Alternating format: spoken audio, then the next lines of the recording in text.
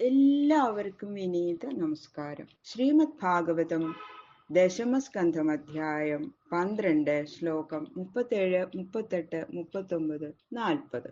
4 ശ്ലോകങ്ങൾ ഇന്ന് നമുക്ക് നോക്കാം. കൃഷ്ണായ വാസുദേവായ ഹരയേ പരമാത്മനേ പ്രണതക്ലേശനാശായ ഗോവിന്ദായ നമോ നമഃ. നാരായണം നമസ്കൃത്യ നരം ചൈവ നരോത്തമം ദേവീം സരസ്വതീം വ്യാസം തതോ ജയമുദീരയേ. മൂകം കരോതി വാചാലം പങ്കും ലംഘയത്തെ ഗിരിം യൽകൃപാതമഹം വന്ദേ പരമാനന്ദമാധവം. ഓം നമോ ഭഗവതേ വാസുദേവായ. ഓം നമോ ഭഗവതേ വാസുദേവായ. ഓം നമോ ഭഗവതേ വാസുദേവായ. ശ്ലോകം 37. ഏതൽ കൗമാരജം കർമ്മ ഹരേ ആത്മാഹി മോക്ഷണം മൃത്യോ പൗഗണ്ഡകേ ബാല ദൃഷ്ടോ ചുർവിസ്മിതാ വ്രജേ. ഒരു അത്ഭുതമായിട്ടുള്ള ഒരു കഥ പറഞ്ഞു കൊടുക്കുകയാണ് പരീക്ഷിത് മഹാരാജാവിനോട് ശ്രീ ശുകബ്രഹ്മർഷി. ശ്രീകൃഷ്ണന്റെ 5ാമത്തെ വയസ്സിലുണ്ടായതാണ് ഈ അഘാസുര മോക്ഷം. അപ്പൊ അത് ഈ ശ്രീകൃഷ്ണന്റെ 6ാമത്തെ വയസ്സിലുണ്ടായതായിട്ട് പറയണു. അത് എങ്ങനെയത്? അപ്പൊ ഗോപകുമാരന്മാരൊക്കെ ആശ്ചര്യപ്പെട്ടുകൊണ്ട് വ്രജത്തിൽ ചെന്ന് 1 കൊല്ലം കഴിഞ്ഞിട്ടാണ് ഈ ഗോപകുമാരന്മാര് വീട്ടിൽ ചെന്നിട്ട് അവരുടെ ഗൃഹത്തിൽ ചെന്നിട്ട് ഈ കഥ പറഞ്ഞതെന്ന് പറഞ്ഞു. അതെങ്ങനെയാ? അതങ്ങനെ കൗമാരം പഞ്ചമാബ്ദം പൗഗണ്ഡം, പൗഗണ്ഡത്തിലാന്നാ പറയണത്. അപ്പൊ പൗഗണ്ഡം ദശമാവധി കൈശോരം ആപഞ്ചദശാൽ യൗവനം തു തതപ്പരം എന്നാണ്. അപ്പൊ 5 വയസ്സ് തികയുന്നത് വരെയുള്ള കാലത്തിന് കൗമാരം എന്നും 6 മുതൽ 10 വരെയുള്ള കാലത്തിന് പൗഗണ്ഡം എന്ന് പറയും. 11 മുതൽ 15 വയസ്സ് വരെ കൈശോരെന്നും അതിനുശേഷം യൗവനമെന്നും അങ്ങനെയാണ് പറയുക. അപ്പൊ ഇവര് 5 വയസ്സ് ഉള്ള സമയത്താണ് ഈ അഘാസുര മോക്ഷം ശരിക്കും ഉണ്ടായിരിക്കുന്നത്. കുട്ടികൾ ചെന്ന് പറഞ്ഞിരിക്കുന്നത് 6 വയസ്സായപ്പോ. അത് എങ്ങനെയാണ്? അപ്പൊ അതിന്റെ മറുപടി പറയണു. നൈജത് വിചിത്രം മനുജാർഭമായിന പരാപരാണാം പരമസ്യ വേദസ അഘോവിയത് സ്പർശനധൗതപാതക പ്രാപാത്മസാമ്യം ത്വസതാം സുദുർലഭം.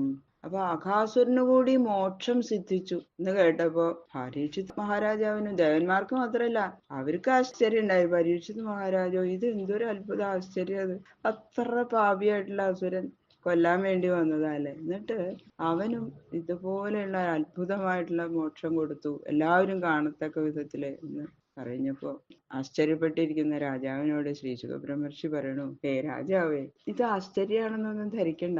ഭഗവാന്റെ ഇച്ഛാശക്തി കൊണ്ട് ആ മനുഷ്യ ഒരു മനുഷ്യക്കുട്ടി, ഒരു ബാലൻ എന്ന് ഉള്ള ഒരു ഭാവം ഭഗവാൻ സ്വീകരിച്ചിരിക്കണു ഇപ്പോ. അത് മാത്രം വിചാരിച്ചാൽ മതി. പരമാർത്ഥത്തില് ശ്രീകൃഷ്ണൻ പരമേശ്വരനാണ്. ബ്രഹ്മാവ് മുതൽ സ്ഥാവരം വരെയുള്ള ചരാചരങ്ങളെയും ഇങ്ങനെ സൃഷ്ടിച്ച് രക്ഷിച്ച് സംഹരിച്ച് കളിക്കണത് ഭഗവാന്റെ ഒരു ലീല. ഈ ശ്രീകൃഷ്ണ ഭഗവാന്റെ ഒരു ലീല, അത് മാത്രം അങ്ങ് ധരിച്ചാൽ മതി. അങ്ങനെയുള്ള ഭഗവാന്റെ ദേഹസ്പർശനം നിമിത്തം ആ അഖന്റെ പാപം മുഴുവൻ നശിച്ചു. അതുകൊണ്ട് മാത്രം അവൻ ഭഗവത് സാരൂപ്യം പ്രാപിച്ചു എന്ന സംഗതി അതിലെന്താ അത്ര ആശ്ചര്യം? ഭഗവാനെ ഉള്ളിലേക്ക് ആക്കിയില്ലേ ആ അഘാസുരൻ, അല്ലെ? എത്ര സ്പർശം അവന് കിട്ടിയില്ലേ ഭഗവാന്റെ. അതുകൊണ്ടാണ് അവന് മോക്ഷം കിട്ടിയത്. അതിൽ ആശ്ചര്യപ്പെടാനൊന്നുമില്ല പറയുന്നു. ആദ്യം അഖന്റെ ജീവ തേജസ് ഭഗവത് തേജസ് ലയിച്ചു എന്ന് പറഞ്ഞു, അല്ലെ? അപ്പൊ അതുകൊണ്ട് സായുജ്യമാണ് അവന് ലഭിച്ചത്. അപ്പൊ ഈ പിന്നത്തെ ശ്ലോകത്തിൽ സാരൂപ്യം ലഭിച്ചു എന്നും പറയണു. അതെങ്ങനെയാ? അപ്പോ ഭഗവാന്റെ ശരീരസ്പർശനം സായുജ്യമുക്തിക്ക് കാരണം ആണ്.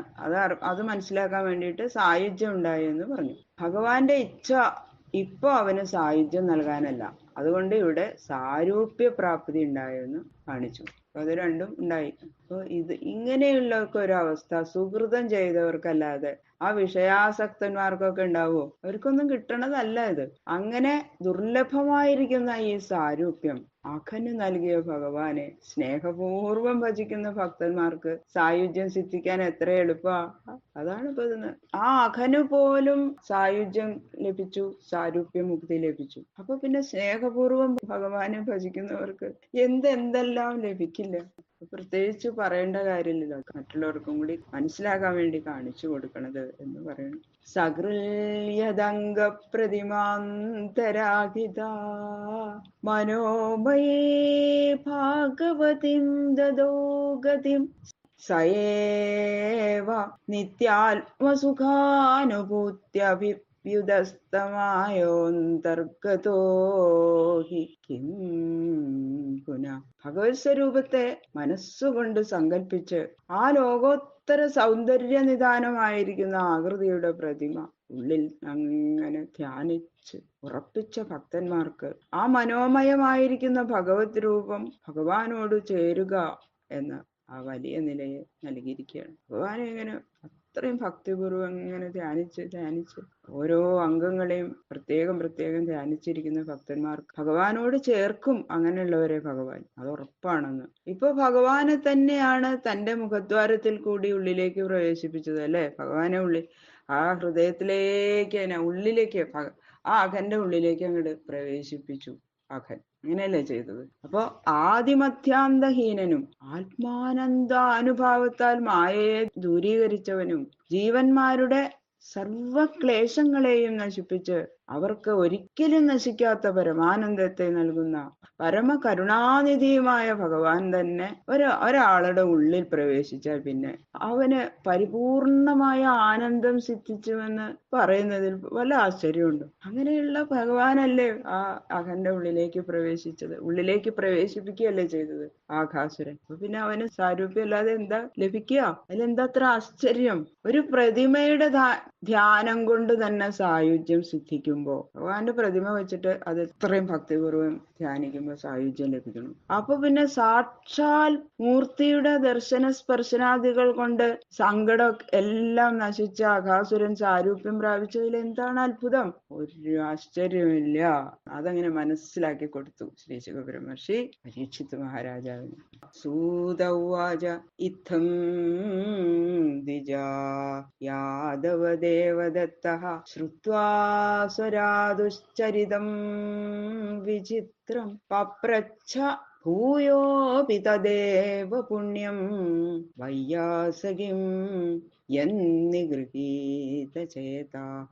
സൂതൻ പറഞ്ഞു, അല്ലയോ ബ്രാഹ്മണ ശ്രേഷ്ഠന്മാരെ, ശ്രീകൃഷ്ണനാൽ ഉത്തരയുടെ ഗർഭത്തിൽ വെച്ച് തന്നെ അശ്വത്ഥാമാവിന്റെ അസ്ത്രാഗ്നിയിൽ നിന്ന് രക്ഷപ്പെട്ടവനും പാണ്ഡവ വംശത്തിന്റെ അങ്കുരമായിട്ട് ദാനം ചെയ്യപ്പെട്ടവനുമായ ആ പരീക്ഷിത് മഹാരാജാവ്, അങ്ങനെയുള്ള പരീക്ഷിത് മഹാരാജാവ് മുകളിൽ വിവരിച്ച അഘാസുര മോക്ഷ കഥ കേട്ടു. എങ്ങനെയുള്ള പരീക്ഷിത് മഹാരാജാവാണത് കേട്ടതെന്ന് അത് പ്രത്യേകം പറയുന്നു. ബാല്യം മുതൽക്ക് തന്നെ തന്റെ മേല് പരമദയ പ്രകാശിപ്പിച്ച് രക്ഷിച്ചവനായ ഭഗവാന്റെ അത്ഭുതവും പാപക്ഷയകരവും പുണ്യം വർദ്ധിപ്പിക്കുന്നതുമായ ഈ മാതിരി കഥകളെ ഇനിയും കേൾക്കണം എന്നുള്ള അത്യാശയോടുകൂടി വീണ്ടും ശ്രീ ശുക മഹർഷിയോട് പരീക്ഷിത് മഹാരാജാവ് ഇങ്ങനെ ചോദിച്ചു എന്ന് പറയുന്നു. എന്താണ് മഹാരാജാവ് അത് ചോദിച്ചത് എന്നുള്ളത് നമുക്ക് നാളെ കേൾക്കാം. സർവത്ര ഗോവിന്ദ നാമ സങ്കീർത്തനം